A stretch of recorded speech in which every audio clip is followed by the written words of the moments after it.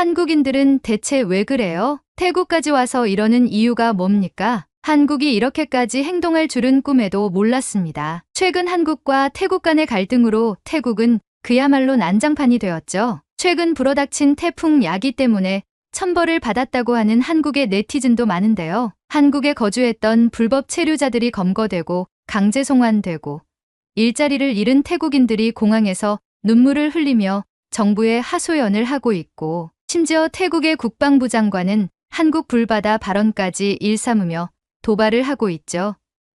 태국 정부의 감정적인 행동에 반한 감정을 가진 태국인들이 늘어나며 태국 현지에서도 갈등이 극에 달하고 있는데요. 이 와중에 태국 현지에서 한국인 때문에 벌어진 일이 그 자리에 있던 모두를 조용하게 만들었다는 사연을 가져왔습니다. 바로 지금 사연 들어보겠습니다. 오늘의 사연 시작합니다. 안녕하세요. 저는 태국 방콕에서 아버지와 함께 작은 호텔을 운영하고 있는 38살 소안나라고 합니다. 저희 호텔은 규모가 크지는 않지만 부모님과 함께 운영하면서 손님들에게 정성껏 서비스를 제공하고 있죠. 아버지는 젊은 시절부터 호텔리어로 시작해 방콕의 큰 호텔에서 지배인까지 지내시며 수많은 관광객에게 최상의 서비스를 제공해 오신 분입니다. 아버지는 호텔리어로 일하실 때부터 관광객들에게 인기가 많았어요. 손님들이 원하는 것은 무엇이든 들어주려 노력하셨고 서비스에 대한 마음가짐이 워낙 좋으셔서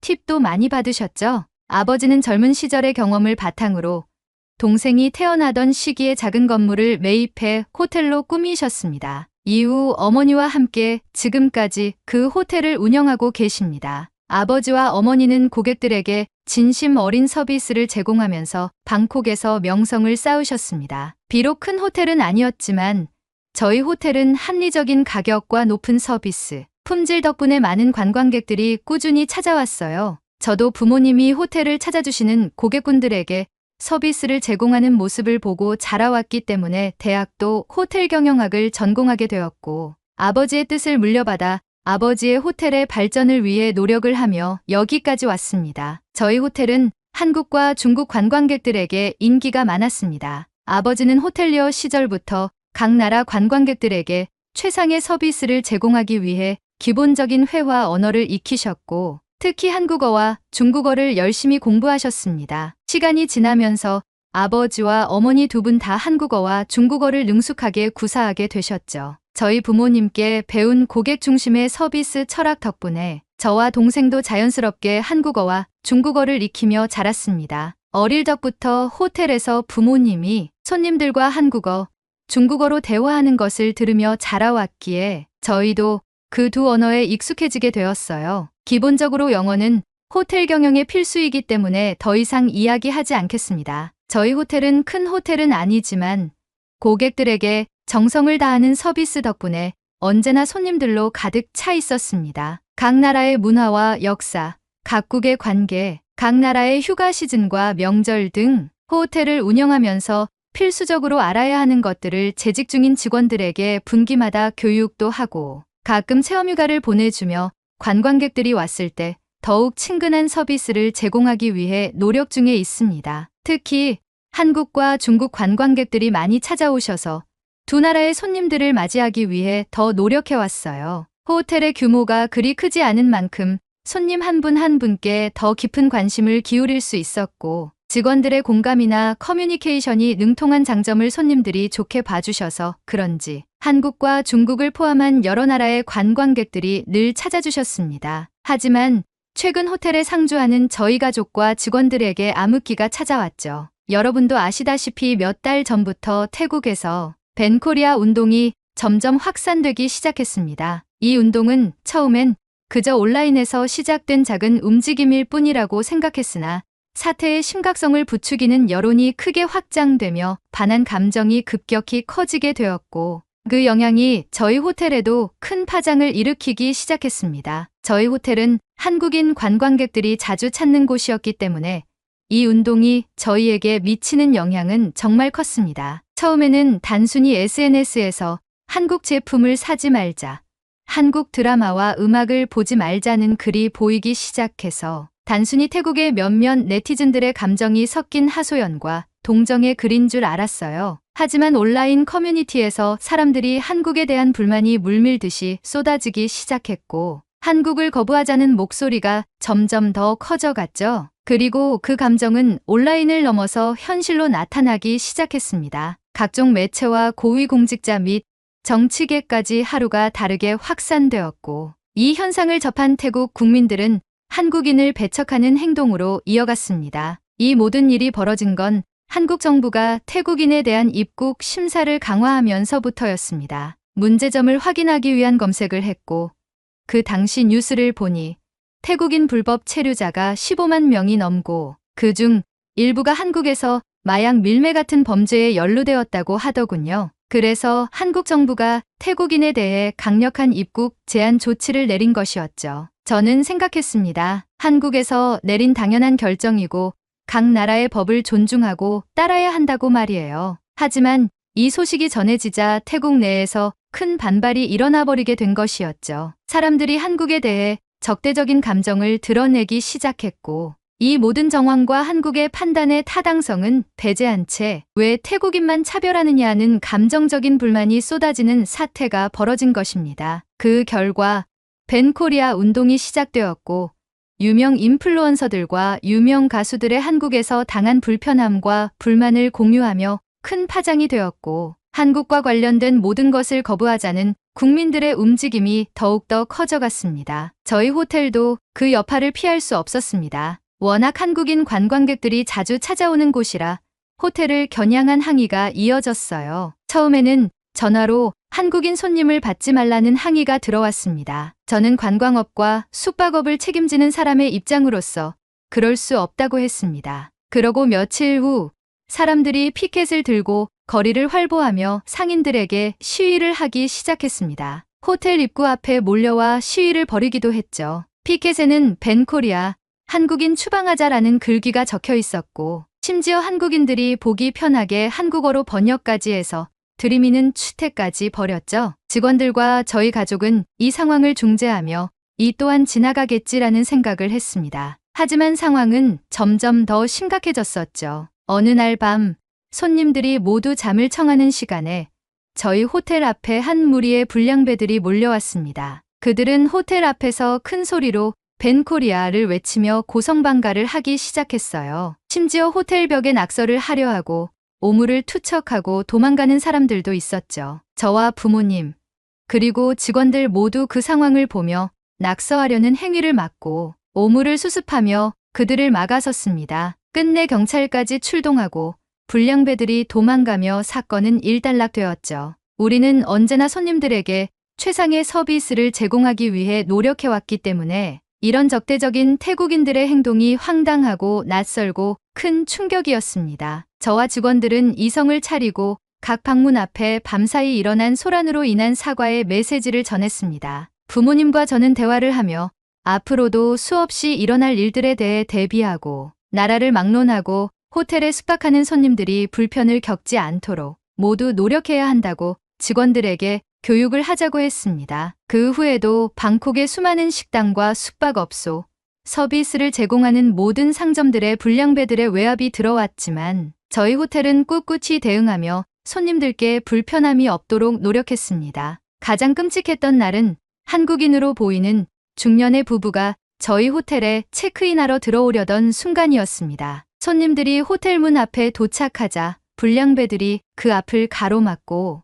여긴 한국인을 받지 않아 다른 데로 가라며 큰 소리로 소리쳤습니다. 손님들은 자신의 앞에 펼쳐진 상황에 당황해서 어찌할 줄 몰랐고 그 모습을 본 저희 아버지는 화를 참지 못하셨습니다. 평생을 손님을 위해 헌신해 오신 분이셨고 손님에게 무례하게 대하는 것은 절대 용납할 수 없는 일이었죠. 아버지는 그들에게 다가가 왜 이러느냐 하며 항의하셨고 그들과 언쟁이 벌어졌습니다. 저는 한국인 부부를 재빨리 안으로 모시고 문을 닫고 태국의 불량배들인데 가끔 저런 행동을 한다고 말하며 크게 신경 쓰지 말고 입실 안내를 도와드린다고 했습니다. 직원을 불러 체크인을 유도하고 손님에게 무료로 웰컴티와 웰컴 프룻을 제공하라고 전달했죠. 그리고 밖을 나간 순간 경악을 금치 못했습니다. 상황이 더 격해져 있었고 심지어 이를 구경하는 관광객들도 몰리기 시작했죠. 언성을 높이던 불량배들은 물러서지 않았고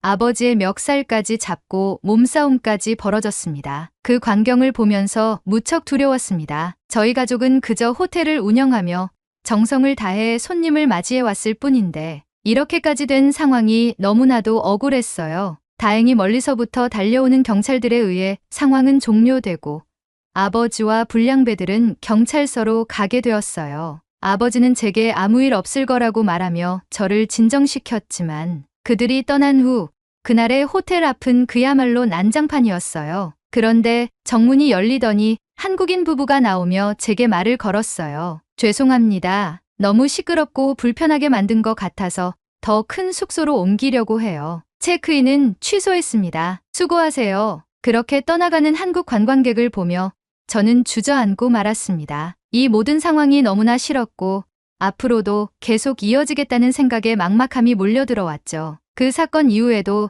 저희 호텔은 계속해서 같은 문제에 시달렸습니다. 항의는 끊이지 않았고 호텔 앞에서는 크고 작은 시위가 이어졌습니다. 직원들은 불안에 떨었고 저희 가족도 계속해서 불안을 느끼며 영업을 이어갔습니다. 벤코리아 운동의 영향은 이렇게 직접적인 위협이 되어 저희를 괴롭히고 있었죠. 저희 호텔이 한국인 손님들에게 주었던 따뜻한 환대는 이제 갈등의 대상이 되었고 그 사실이 너무나도 마음 아팠습니다. 결국 아버지는 경찰과 논의를 하기 위해 경찰서를 찾아가셨고 저희 호텔을 중심으로 주변 상권의 치안을 강화하기 위한 순찰과 긴급 출동 버튼 설치에 대해 이야기까지 하고 오셨습니다. 저는 이 모든 일이 태국 내에서 일어난 반한 감정과 벤코리아 운동에서 비롯되었다는 것을 받아들이면서 화가 치밀어 올랐습니다. 이로 인해 피해를 입는 것은 결국 저희처럼 평범한 사람들, 그리고 여행을 즐기려는 무고한 한국인 관광객들이었습니다.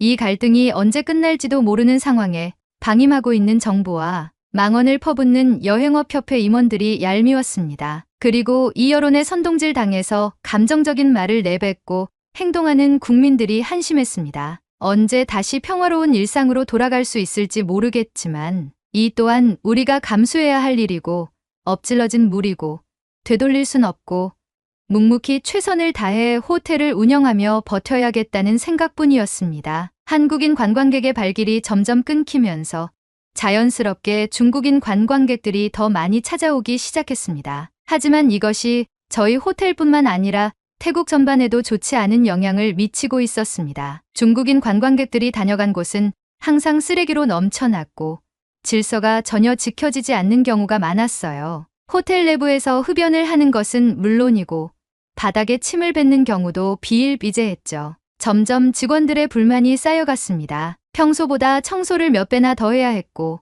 매번 흡연 구역에서의 흡연을 안내하는 일도 반복됐습니다. 가끔 제가 중국인들에게 최대한 친절하게 안내를 하며 주의를 주었음에도 불구하고 그때뿐이지 중국인 관광객들은 변하지 않았습니다. 한때 한국 관광객들이 오던 시절에는 이렇게까지 혼란스럽지 않았기에 직원들은 더 힘들어하고 하소연을 하기 시작했어요. 저는 이 부분에 대해 아버지와 대화를 나눴습니다. 한국인 관광객이 줄어들고 중국인 관광객이 많아지며 자연스레 시위도 줄어들고 불미스러운 일이 줄어들었고 중국인 관광객들이 호탕하게 금액을 지불하고 서비스를 누리는 모습에 호텔을 경영하는 부분은 좋아졌지만 청결과 매너가 사라지고 점점 중국인의 소굴이 되어가는 듯한 느낌을 받는다며 아버지도 지금의 상황이 이해되지 않는다며 한숨을 쉬셨습니다. 아버지가 호텔리어로 처음 일하던 시절에는 중국인 관광객들이 기본적인 질서와 예의를 지키는 편이었다고 하더라고요. 하지만 시간이 지나면서 점점 더 무질서하고 거칠어진 것 같다며 아버지는 요즘의 중국인 관광객들이 너무 달라졌다고 말씀하셨어요. 하지만 우리는 편협한 시각으로 보지 않고 호텔을 찾아주시는 모든 숙박객들에게 최고의 서비스를 제공하자는 이념을 가지고 있었기에 불편함 없이 행복한 추억을 만들어드리기 위해 노력하자고 결론을 내고 대화를 마쳤습니다. 그리고 며칠 후 이 글을 쓰게 된 사건이 터지게 되었습니다. 그날은 오랜만에 한국인 관광객이 저희 숙소를 예약했습니다. 아버지와 저는 그 소식을 듣고 내심 기뻤어요. 불량배들 때문에 한국인 손님을 잃은 상황이 반복되었지만 이번엔 반드시 무사히 맞이하고 싶었습니다. 제 남동생은 군인 출신이라 체력이 좋고 몸이 단단합니다. 어릴 적부터 다양한 운동을 했고 운동신경이 남달라요. 무에타이와 주짓수도 배우는 중이라 동생에게 도움을 요청했어요. 동생은 흔쾌히 수락했고 그날 남동생은 호텔 입구에서 혹시라도 입장하는 손님을 방해하려는 불량배들을 미리 단속하겠다며 자리를 지켰습니다. 저와 아버지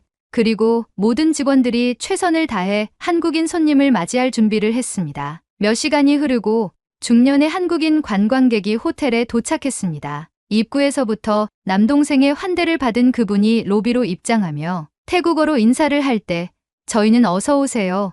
환영합니다 라고 한국어로 반겼어요. 그분이 놀라는 표정을 지으시며 저희에게 다시 한국어로 인사할 때 오랜만에 듣는 한국어라 그런지 저와 아버지 모두 무척 반가웠습니다. 자연스레 그분과 대화를 하며 체크인으로 안내를 하고 직원들에게 특별히 신경 쓰라고 말을 전했습니다. 오랜 시간 한국인 손님들을 많이 맞아왔던 우리는 이번에도 최선의 서비스로 그분을 맞이했습니다. 첫날은 그렇게 별 문제 없이 지나갔고 다행히 아무 일도 없었죠. 그런데 다음 날 한국인 관광객이 여행을 나가려는 순간 일이 터지고야 말았습니다. 제가 로비에서 일 보고 있었고 손님들이 출입하는 것을 신경 쓰지 못한 순간 그분이 호텔을 나가버린 것입니다. 저는 누가 나갔는지도 모르고 일에 집중하고 있었는데 그 순간 밖에서 태국인들이 벤코리아를 외치며 소란을 피우기 시작하는 소리를 들은 거죠. 그 소리를 듣고 나서야 저는 깜짝 놀라 아차 싶어 급하게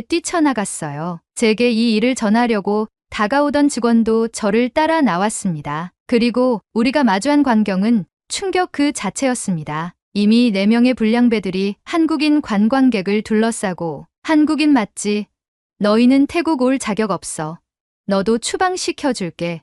미안하다고 사과해. 라고 감정이 격앙된 말을 내뱉고 있었고 한국인 관광객은 무슨 말인지 이해를 못하니 영어로 무슨 일이냐만 되풀이하고 있었죠. 제가 상황을 중재하러 가려는 순간 한국인 관광객은 그들을 무시하고 지나가려고 빈틈으로 그들 사이를 빠져나가려고 했습니다. 그 순간 불량배들 중 한 명이 그를 밀치는 거예요. 한국인 손님은 넘어지며 당황했고 저는 분노에 차올라서 바로 달려갔습니다. 저는 그들을 막아서며 왜 이러느냐고 소리쳤습니다. 저는 따라 나온 직원에게 경찰에 신고하라고 했고 너희들은 도망가지 못한다고 말하며 한 명의 다리를 끌어안았습니다. 불량배들은 당황했고 나머지는 붙잡힌 한 명을 두고 도망가기 시작했습니다. 곧이어 호텔 직원들도 우르르 몰려 나왔고 제가 붙잡고 있던 불량배는 제 어깨를 짓누르며 저를 떼내고 부랴부랴 도망가기 시작했죠. 저는 남성 직원 한 명에게 그들을 쫓아가라고 말하고 경찰에 신고해서 위치를 알려주라고 했습니다. 저는 그 후 한국인 관광객에게 다가가 안부를 물었어요. 괜찮으세요?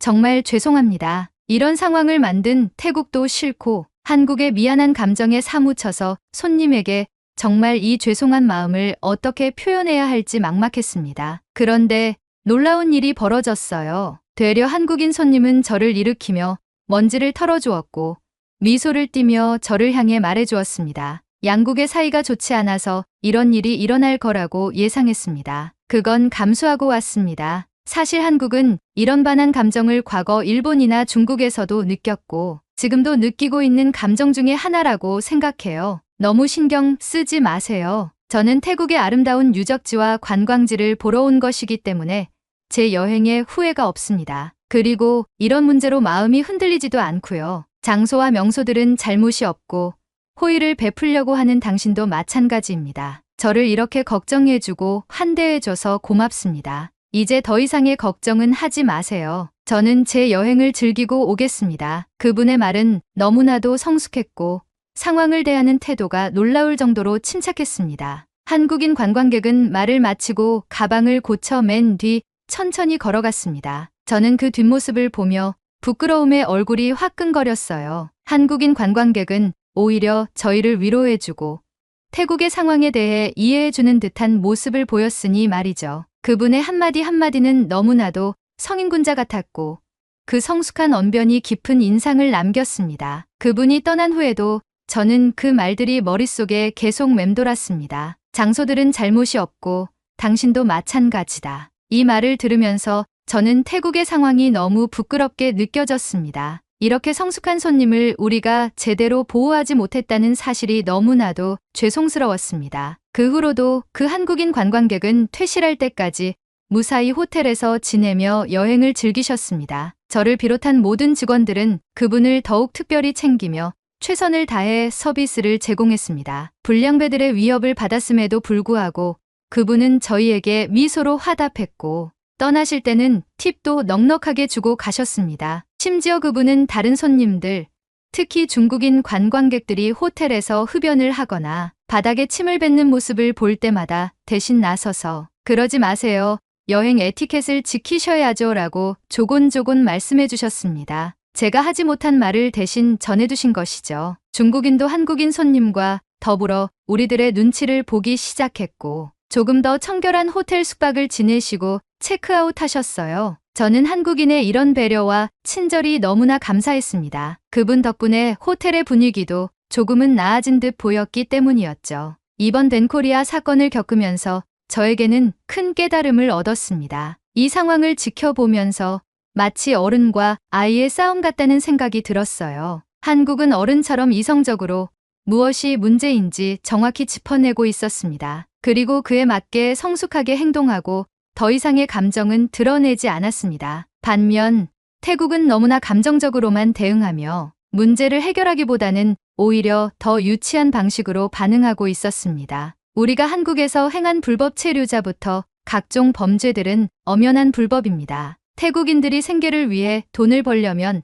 정당한 법의 체제 아래에서 떳떳하게 벌어야 한다고 생각합니다. 감정에 휩쓸려 불필요한 갈등을 일으키는 것은 현명한 선택이 아니라고 생각하게 되었습니다. 저는 한국에 진심으로 죄송한 마음과 동시에 감사한 마음을 느꼈습니다. 태국 내에서 벤코리아 운동이 일어나고 반한 감정이 커지면서 관광업 종사자들이 직격탄을 맞고 있지만 한국은 그런 상황에서도 이성을 잃지 않고 태국과의 관계에서 지켜야 할 선을 넘지 않았습니다. 한국인 관광객 한 분이 보여주신 성숙한 태도는 그 나라의 모습 자체를 그대로 보여주는 것 같았습니다. 앞으로 저는 태국에서 관광업에 종사하는 사람으로서 우리 태국이 이번 사건을 어떻게 대처해야 하는지 더 깊이 고민하고 잘못된 점을 바로잡기 위해 목소리를 내야겠다고 다짐했습니다. 이번 사건은 단순한 경제적 문제가 아니라 불법과 잘못된 행동들에 대한 경각심을 태국 내에서 제대로 인식하지 못한 결과입니다. 우리 태국이 스스로의 만행과 불법을 직시하고 그에 대한 책임을 지는 성숙한 태도를 보여야 할 때라고 생각합니다. 이번 사건으로 인해 수많은 불법 체류자가 강제 송환되었다고 하더라고요. 저는 그들이 태국에서 한국에서의 일할 때만큼의 조건으로 돈을 벌어갈 수 있도록 호텔 경영에 힘을 써서 많은 일자리 창출에 힘쓰려고 합니다. 태국에서 문제가 되는 것은 태국인인 저희가 해결해야 한다고 보기 때문입니다. 그리고 저는 이 모든 과정을 통해 한국에 더 큰 존경을 가지게 되었습니다. 이번 일이 조속히 해결되어 한국과 태국이 다시 예전처럼 우호적인 관계로 돌아가길 진심으로 바랍니다. 그리고 저 역시 그 과정에서 할 수 있는 모든 노력을 다하겠습니다. 언젠가는 반갑게 웃으며 편안한 여행이 되는 날을 기대하며 긴 글을 마치겠습니다. 감사합니다. 오늘의 이야기 어떠셨나요? 감정은 묻어두고 이성적으로 대화를 나누는 날이 빨리 왔으면 합니다. 오늘의 사연이 마음에 드셨다면 구독, 좋아요 부탁드리겠습니다. 긴 이야기 끝까지 들어주셔서 진심으로 감사합니다. 앞으로도 좋은 사연으로 여러분을 찾아오겠습니다. 시청해주셔서 감사합니다. 2025년은 광복 80주년입니다. 미국의 한 대학교에서 각 나라의 독립의 역사를 강의하던 중 한 중국인 유학생이 한국의 독립은 중국 덕분이라고 말하며 한국이 중국에게 고마워해야 한다고 하는데요. 도대체 무슨 말을 하고 있는 것일까요? 여러분의 좋아요 버튼에 힘을 얻어 비디오를 재생하겠습니다. 바로 지금 오늘의 사연 시작하겠습니다. 제가 이 강의를 선택한 건 단순한 호기심 때문이었습니다. 안녕하세요. 저는 에밀리 윌리엄스입니다. 미국에서 태어나고 자란 대학생이고 현재 국제관계학을 전공하고 있어요. 어릴 때부터 세계사에 관심이 많았고 특히 여러 나라가 독립을 쟁취하는 과정에 대한 이야기를 좋아했어요. 아마 제 가족사가 영향을 준 걸지도 모릅니다. 저희 할아버지는 예전에 베트남전 참전 용사셨고 어릴 때부터 전쟁과 국제정세에 대한 이야기를 자주 들려주셨어요. 덕분에 저는 미국뿐만 아니라 전 세계의 역사에 대한 관심이 커졌죠. 특히 미국의 독립이 다른 나라들에 어떤 영향을 끼쳤는지, 그리고 여러 나라가 각자의 방식으로 독립을 쟁취해 나간 과정이 궁금했어요. 그렇게 저는 전 세계의 독립운동과 식민지 해방이라는 강의를 수강하게 되었습니다. 이 강의에서는 미국, 인도, 베트남, 아프리카 국가들, 그리고 동아시아 국가들이 독립을 위해 싸운 과정들을 다루고 있었어요. 오늘 수업의 주제는 동아시아의 독립운동이었습니다. 교수님은 아메리카 대륙에서 시작해 인도와 베트남, 아프리카 국가들의 독립운동을 설명한 후 자연스럽게 동아시아로 넘어갔습니다. 이제 동아시아로 가볼까요? 일본 제국주의 시대에 한국과 중국은 모두 식민 지배와 침략을 겪었습니다. 두 나라는 각자의 방식으로 독립을 위해 싸웠죠. 특히 한국은 일본의 식민지가 되었고 이후 독립운동이 활발하게 전개되었습니다. 오늘은 그 과정에서 중국과의 관계도 함께 살펴보겠습니다. 스크린에는 대한민국 임시정부와 독립운동의 발자취라는 제목이 떴고 교수님은 이어서 대한민국 임시정부의 수립과 이동 경로에 대해 설명하기 시작하셨습니다. 한국은 1910년 일본에게 국권을 빼앗겼고 이후 독립운동이 본격적으로 시작되었습니다. 1919년 3.1운동 이후 독립을 위한 조직적인 활동이 필요하다는 판단이 내려졌고 그 결과 대한민국 임시정부가 중국 상하이에 세워졌습니다. 저는 노트북에 필기를 하면서 화면을 바라보았습니다. 화면에는 대한민국 임시정부가 있었던 상하이에서 충칭까지의 이동 경로가 지도에 표시되어 있었습니다. 하지만 임시정부는 일본의 감시와 탄압을 피해 계속해서 이동해야 했습니다. 상하이에서 난징으로, 그 다음에는 항저우, 창사, 광저우, 류저우를 거쳐 결국 충칭까지 가게 됩니다. 이 과정에서 중국 국민당 정부와의 협력이 이루어졌고 광복군도 창설되어 항일전선에 직접 참여하기도 했죠. 그때 교수님이 강의실을 둘러보며 한국인 유학생인 지훈에게 질문을 던졌습니다. 지훈 씨, 한국의 독립운동이 중국에서 이루어진 부분에 대해 어떻게 생각하나요? 지훈은 교수님의 질문을 듣고 차분하게 대답했습니다. 네, 교수님 말씀처럼 대한민국 임시정부는 중국에서 활동하며 독립운동을 지속할 수 있었습니다. 중국 정부와 국민들이 일정 부분 도움을 준 것도 맞습니다. 하지만 그 순간 반대편에서 손을 번쩍 든 사람이 있었습니다. 중국인 유학생 리우였습니다. 저도 할 말이 있습니다. 교수님은 리우를 바라보며 고개를 끄덕였습니다. 그러자 리우는 곧바로 말을 이어갔습니다. 사실 한국이 일본으로부터 독립할 수 있었던 것은 중국의 지원이 결정적인 역할을 했기 때문이죠. 대한민국 임시정부가 중국에 있었고 한국 독립군도 중국에서 훈련받으며 일본군과 싸웠습니다. 심지어 중국군과 연합작전도 펼쳤죠. 한국이 일본에게서 독립할 수 있었던 것은 미국과 중국의 도움 덕분 아닙니까? 그 순간 강의실 분위기가 싸늘해졌습니다. 저는 리우의 말을 듣고 놀랐습니다. 중국이 한국 독립운동을 지원한 것은 역사적 사실이지만 결정적인 역할이라거나 한국이 중국에 감사해야 한다는 식의 주장은 논란을 불러일으킬 수 있는 부분이었으니까요. 지우는 가볍게 한숨을 내쉬며 이유를 바라보았습니다. 중국이 한국을 도운 건 사실이지만 그렇다고 해서 한국이 독립을 중국 덕분에 이뤘다고 말하는 건 너무 단순한 해석 아닌가요? 한국인들은 스스로의 힘으로 독립을 쟁취하려고 했고 그 과정에서 수많은 희생이 있었습니다. 그리고 중국이 한국을 도운 것만큼 한국 독립군도 중국을 도운 부분이 있다는 걸 아시나요? 리우는 미간을 찌푸리며 지훈을 바라보았습니다. 그건 너무 감정적인 반응 같네요. 역사적으로 보면 한국은 일본에게 강제로 병합당했고 독립군들은 중국 땅에서 활동하며 생존할 수 있었습니다. 중국이 아니었다면 한국 독립운동은 애초에 불가능했을 수도 있죠. 주변에서 웅성거리는 소리가 들리기 시작했습니다. 중국 학생들은 리우의 주장에 고개를 끄덕이는 반면 한국 학생들은 불쾌한 표정을 감추지 못하고 있었습니다. 지훈은 리우의 말을 듣고 단호하게 반박했습니다. 중국이 임시정부를 받아준 것은 사실이지만 순수한 호의에서만 이루어진 것이 아닙니다. 당시 중국도 일본과 대립하고 있었고 한반도가 일본에 넘어간 상황에서 한국 독립운동 세력을 받아들이는 것은 중국의 전략적인 선택이었죠. 게다가 만주 지역에서는 중국 군벌들이 한국 독립군을 탄압하기도 했습니다. 무조건적인 지원이라고 볼 수는 없습니다. 리우의 표정이 굳어졌습니다. 그리고 강의실에는 묘한 긴장감이 감돌았습니다. 저는 이 논쟁을 지켜보면서 머릿속이 복잡해졌습니다. 분명 두 사람 모두 나름의 논리를 가지고 있었고 역사적으로도 각자의 주장에 근거가 있었어요. 하지만 논쟁이 감정적으로 흐르기 시작하면 본질을 벗어나 버릴 위험이 있었습니다. 강의실의 공기가 점점 무거워졌습니다. 저는 노트북을 타이핑하는 손을 잠시 멈추고 두 사람의 표정을 살폈어요. 지우는 차분하지만 단단한 눈빛을 하고 있었고 리우는 살짝 흥분한 듯 어깨를 세우고 있었습니다. 한국이 독립을 쟁취하는 과정에서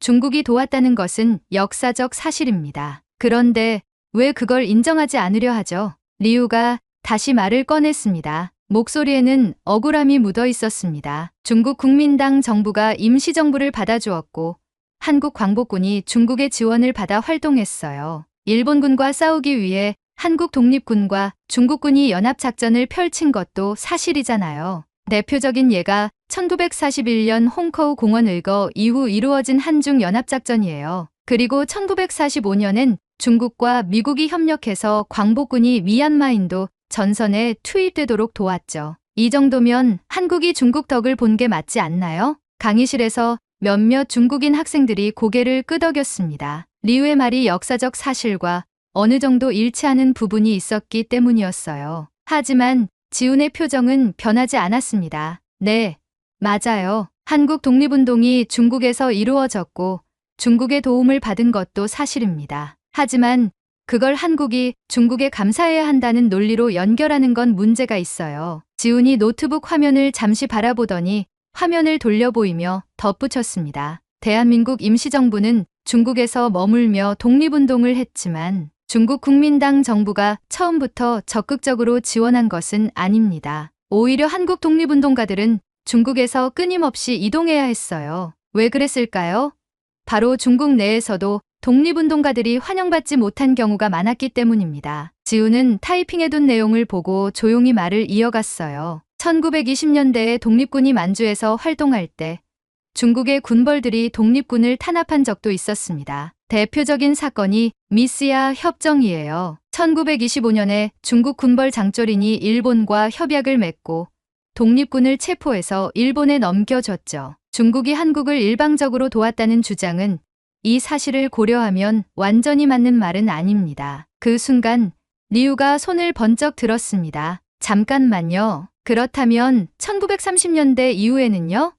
장제스 국민당 정부가 임시정부를 받아주고 한국 광복군을 조직하도록 도왔다는 건 인정해야 하는 거 아닌가요? 그건 인정합니다. 하지만 그것도 중국이 자국의 이익을 위해 내린 선택이었어요. 지훈은 리우를 바라보며 덧붙였습니다. 1937년 중일전쟁이 본격화되면서 중국은 일본과 전쟁을 벌이느라 큰 피해를 입고 있었습니다. 당시 중국 국민당 정부는 일본군을 견제하기 위해 한국 독립운동가들을 이용할 필요가 있었죠. 그 과정에서 임시정부를 지원한 것이지 단순히 한국을 위해서 한 행동은 아니었습니다. 그리고 중요한 건 한국 독립운동가들이 단순히 중국의 보호 아래 있었던 게 아니라 끊임없이 스스로 싸웠다는 점이에요. 리우의 표정이 살짝 흔들렸습니다. 강의실이 조용해졌고 저는 두 사람의 대화가 점점 더 흥미로워졌어요. 한국이 독립을 쟁취하는 과정에서 가장 중요한 역할을 한 건 한국인들 자체였습니다. 3.1운동을 주도한 것도 한국인들이었고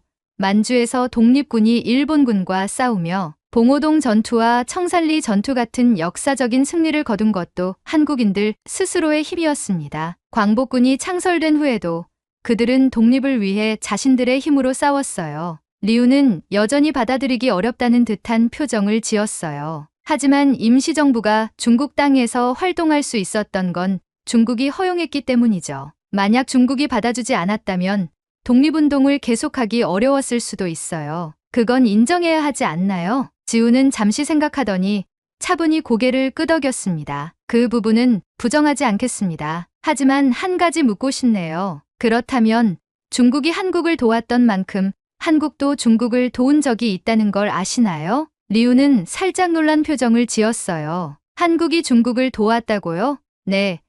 대표적인 예가 1932년 윤봉길 의사의 홍커우 공원 의거입니다. 윤봉길 의사가 상하이에서 일본군 수뇌부를 폭탄으로 공격한 사건이었죠. 이 사건 이후 장제스는 한국의 독립운동이 중국에 큰 도움이 된다고 말하며 임시정부를 지원하기 시작했어요. 한국 독립운동이 중국의 항일전선에도 영향을 미쳤다는 뜻입니다. 리우는 말을 잇지 못했습니다. 저는 이 논쟁을 들으며 점점 더 많은 생각이 들었어요. 한국과 중국의 관계는 단순하지 않았습니다. 한국은 일본에게서 독립하기 위해 중국에서 활동했고, 중국은 일본과의 전쟁에서 한국 독립운동을 이용하기도 했습니다. 서로 도운 부분도 있었지만 중국이 무조건적인 선의로 한국을 지원한 것도 아니었고, 한국이 중국에게 빚을 졌다고 볼 수도 없었어요. 그런데도 리우는 계속해서 한국이 중국에 감사해야 한다는 논리를 펴고 있었습니다. 왜일까요? 그때 교수님이 조용히 손을 들며 말을 멈추게 했습니다. 좋습니다. 여러분, 지금 아주 흥미로운 토론을 하고 있군요. 하지만 감정적으로 치우치지 않도록 해야겠죠. 교수님의 개입으로 강의실은 다시 조용해졌어요. 하지만 논쟁은 아직 끝나지 않았습니다. 저는 이 상황을 보며 앞으로도 두 나라 간의 역사적 인식 차이가 쉽게 좁혀지지 않을 거란 생각이 들었어요. 강의실 안의 공기는 점점 더 무거워졌습니다. 교수님의 개입으로 논쟁이 잠시 멈춘 듯 했지만 분위기는 여전히 팽팽했어요. 저는 두 사람의 표정을 살폈습니다. 지우는 여전히 차분했지만 눈빛은 단호해 보였습니다. 반면 리우는 불편한 기색을 감추지 못하고 있었습니다. 좋아요. 윤봉길 의사의 일거가 중국에게도 도움이 되었다는 점은 인정하겠습니다. 리우가 말했습니다. 하지만 목소리에는 여전히 씁쓸함이 묻어 있었습니다. 하지만 그렇게 치면 중국이 한국을 도운 것도 서로의 필요에 의한 거였고, 한국 독립군이 중국에서 활동할 수 있었던 건 중국이 허락했기 때문이죠. 그런데 왜 한국인들은 중국의 도움을 인정하면서도 감사를 표하지 않는 겁니까? 강의실이 다시 조용해졌습니다. 리우의 말은 단순한 역사적 주장에서 벗어나 감정적인 문제로 흘러가고 있었습니다. 저는 리우가 왜 이런 주장을 하는지 궁금해졌어요. 그 순간 지훈이 천천히 고개를 들었습니다. 리우 씨, 우리가 지금 이야기하는 건 도움과 감사의 의무를 동일시할 수 있느냐의 문제입니다. 지훈의 목소리는 여전히 차분했지만 이번에는 확실한 단호함이 느껴졌습니다. 중국이 한국의 독립운동을 지원한 것은 맞습니다. 하지만 그것이 순수한 호의였던 건 아니었어요. 그리고 한국은 독립을 쟁취하기 위해 스스로 싸웠습니다. 우리가 중국의 도움을 인정하는 것과 감사해야 한다는 주장을 받아들이는 것은 다른 문제입니다. 리우는 여전히 납득할 수 없다는 표정이었어요. 하지만 역사를 보면 독립을 위해 많은 나라가 외부의 도움을 받았고, 그런 나라들은 자신들을 도와준 나라에 감사하는 것이 일반적이죠. 미국은 프랑스의 도움으로 독립했을 때 프랑스에 감사를 표했습니다. 그런데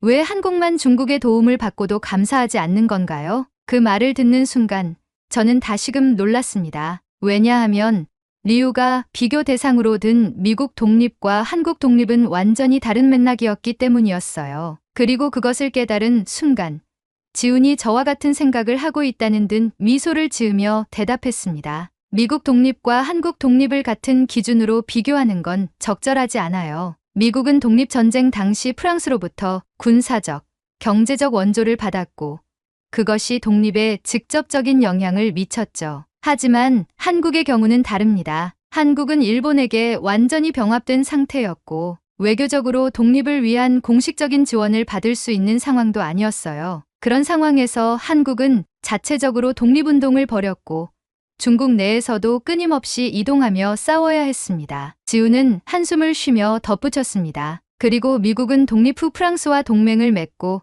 서로 대등한 국가로 관계를 유지했습니다. 하지만 한국과 중국은 다릅니다. 광복 이후 중국은 한국전쟁에서 북한을 도왔고, 이후 한국과 중국은 적대적인 관계를 유지했어요. 그런데 어떻게 한국이 중국에게 감사해야 한다는 논리가 성립할 수 있을까요? 리우는 순간 말문이 막힌 듯 보였습니다. 하지만 쉽게 물러설 기세는 아니었어요. 그건 한국전쟁 이후의 문제고 우리가 지금 이야기하는 건 한국이 독립운동 당시 중국에서 도움을 받았다는 사실이잖아요. 네.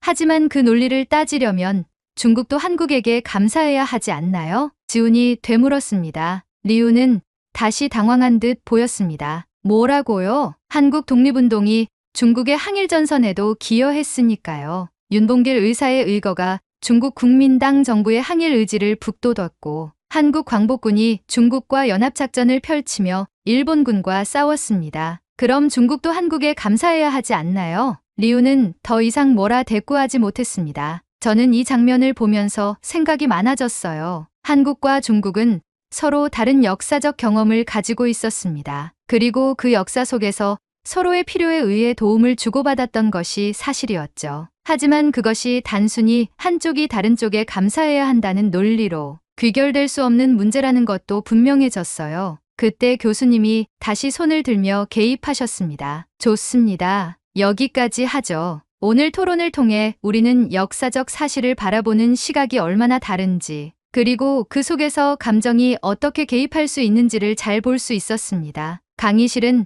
다시 조용해졌습니다. 저는 노트북을 덮으며 깊은 생각에 빠졌어요. 역사는 단순한 도움과 감사의 관계로 정리될 수 있는 것이 아니었습니다. 특히 독립운동 같은 문제는 더욱 복잡했어요. 저는 오늘 수업을 통해 단순히 책에서 배우는 역사뿐만 아니라 사람들이 역사를 어떻게 바라보는지에 대해 더 깊이 고민하게 되었습니다. 수업이 끝난 후 저는 노트북을 가방에 넣으며 깊은 생각에 빠졌습니다. 강의실을 나서려는데 지훈이 저를 보고 가볍게 웃으며 말을 걸었어요. 에밀리, 오늘 수업 어땠어? 저는 잠시 고민하다가 솔직한 생각을 말했습니다. 정말 흥미로웠어. 사실 저는 한국과 중국의 관계에 대해 깊이 생각해 본 적이 없었거든. 그런데 오늘 논쟁을 듣고 보니 역사를 바라보는 방식이 국적에 따라 너무 다를 수도 있다는 걸 깨달았어. 지훈은 고개를 끄덕였습니다.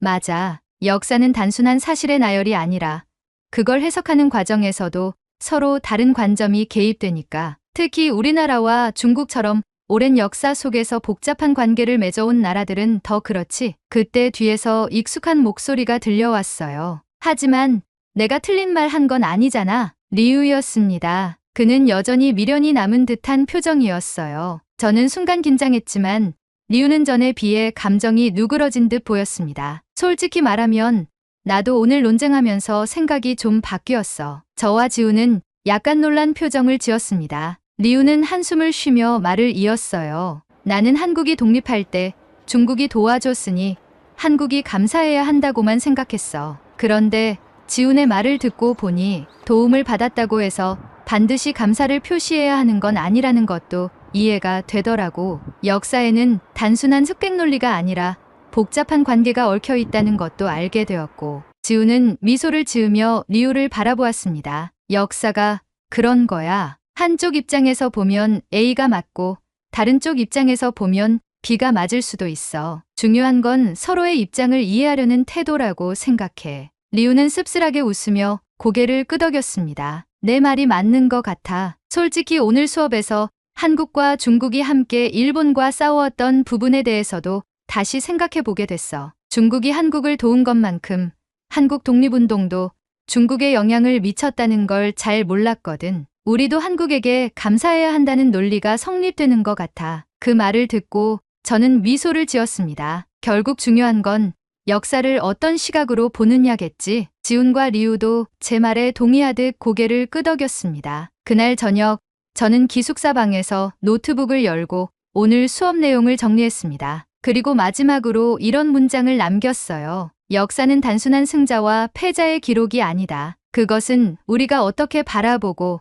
어떻게 기억하느냐에 따라 달라진다. 그리고 역사를 논할 때 중요한 것은 서로의 입장을 존중하고 배우려는 태도이다. 저는 노트북을 덮고 창밖을 바라보았습니다. 역사는 단순히 과거의 기록이 아니라 우리가 현재를 어떻게 살아가야 하는지에 대한 힌트를 주는 것이 아닐까. 그리고 저는 오늘 그 힌트를 하나 얻은 기분이었습니다. 그날 이후 리우와 지우는 종종 역사에 대한 토론을 하곤 했습니다. 물론 여전히 의견 차이는 있었지만 서로를 이해하려는 태도가 달라졌어요. 그리고 저는 그 모습을 보며 깨달았습니다. 역사는 단순한 사실이 아니라 우리가 어떻게 바라보고 기억하느냐에 따라 그 의미가 달라진다는 것을요. 여러분은 어떻게 생각하시나요? 한국인들의 생각을 들어보고 싶습니다. 한국인이 기억하는 독립운동의 역사는 어떤 것인가요? 오늘의 사연은 여기까지입니다. 일본의 억압 아래 독립을 위해 투쟁하신 독립투사님들께 진심으로 감사드립니다. 한국과 중국의 생각 차이에 대한 여러분의 생각을 댓글로 남겨주세요. 오늘의 비디오가 공감이 되신다면 구독, 좋아요 한 번씩 부탁드리겠습니다. 그리고 여러분의 댓글은 제게 큰 힘이 됩니다. 다음엔 더 흥미로운 사연으로 여러분을 찾아뵙겠습니다. 시청해주셔서 감사합니다.